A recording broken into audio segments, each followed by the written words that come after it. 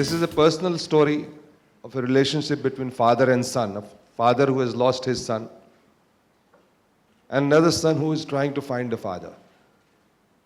And both of them will walk several,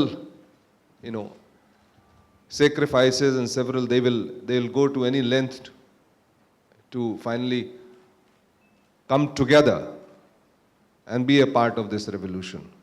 This is a story about this relationship.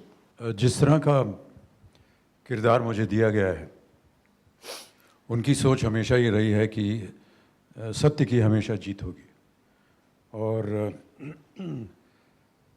अंत में ये देखा गया है, और अंत में जब वो अपनी बात सबके सामने रखते हैं तो यही कहते हैं कि जो कुछ भी करना है वो उसे प्राप्त करने के लिए सच्चाई ही सबसे बढ़िया रास्ता है।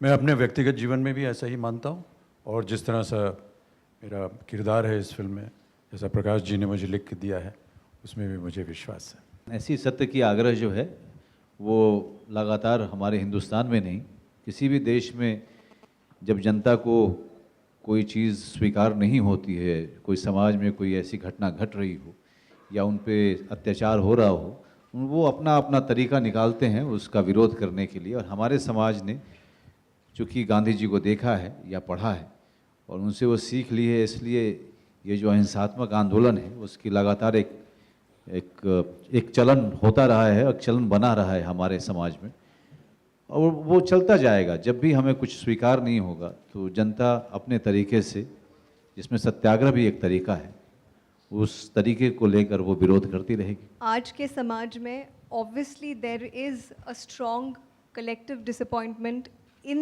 The masses.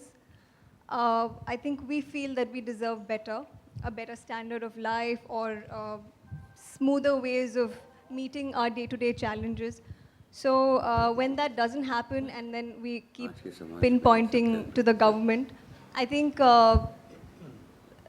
Satyagraha is the most ideal way the common man can angst his disappointment or his voice.